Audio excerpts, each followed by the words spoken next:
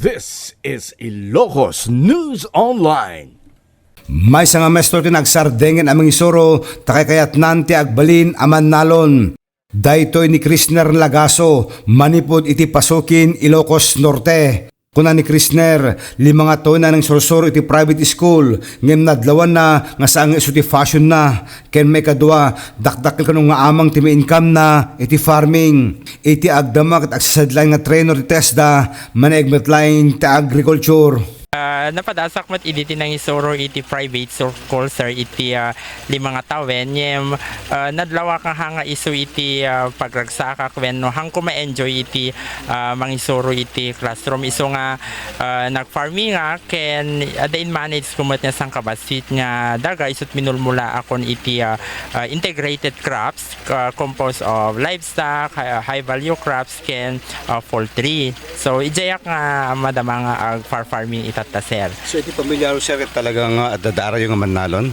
Ti parents ko sir ko talaga nga farmer da iso nga naipamulagat kanya kuno kasano iti agyan iti farm ken ije nga naipasagupsep kada kami iti kina importante iti farming ken tapnon ada iti kang runaan nga pagkasapula or pagka-incomean iti pamilya mi kasi sir. To make it balance sir at pintas when it comes to income kinamestro wano farming sir? Di sweldo mi nga mangisuro sir compared to the income iti farming sa bali ngamin no ngamin agtrabaho kat everyday nga kaka-income ka. When it comes to farming yuray mo nga ma-harvest di crops tan sa kanto ka-income pero ti income ngamin depende di price iti produkto. Ije kayo nga ngumaton mamin sa buong kayong kasalang met at least you are producing good quality of vegetable products. So takdakil ti men kamot farming. Na may mayat sir kasi ada farming mo, ada livestock mo kaslang doble-doble. Haba uray ka nga ma-harvest si crops, ada pay urayam nga sabali nga pagka-inkaman. So kasunod ti sikreto sir dati ko agbaling nga farmer tatwi kasi agbaling nga successful met ti iya kaya pa nagtrabaho taltalon.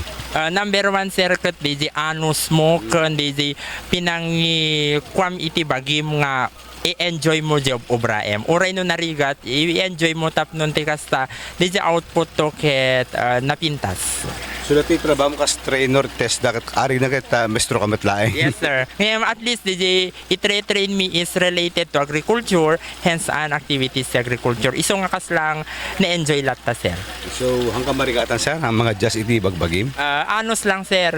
Anos lang nung makita mo ngamin di impact na ken maka-influence kati kadwam nga ag-engage iti agriculture ket dakkel nga kasla pakalaganan tirik nam at least you influence the community nga ag-engage into farming agdalo ita ket medyo lumalakayan dagiti farmers tayo ken basit iti maka ag-engage iti farming. So is a role ti ambag mi met iti community is to encourage the young people to engage in agriculture. Kumusta met ti acceptance dagiti young generations iti farming sir?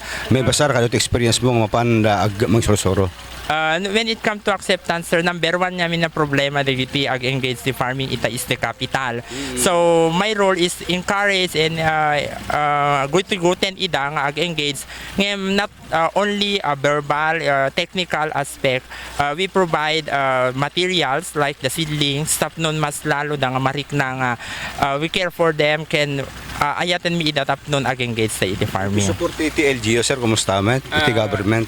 When iso ti pagyamanan mi iti provincial government of Ilocos Norte sir kasi i-provide damit digiti seeds, fertilizers ken gasoline allowance nga usaren tapnon lalalo nga napintas di activities iso nga agyaman kami iti leadership ni Governor Tayota at hanabaybayan digiti young farmers ken adala tamet idigiti support nang runa itang tiyempo ket umat-ado iti ag-engage iti farming yan.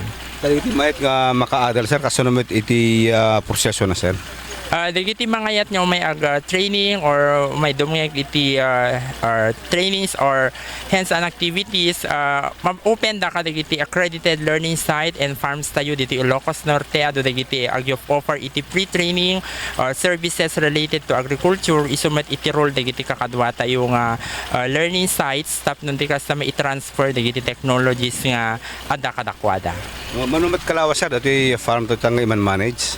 Nasurok lang nga may isang hektarya sir ngam di yes sir ngem tatankit marik namin dito panagbaba iti level ti Danum iso nga ada dito niya support iti provincial government of Ilocos Norte kasta di na install nga solar nga indonate iti People's Republic of China so dakkel nga nakatulong man kanya mi kada ito nga summer season nan sir.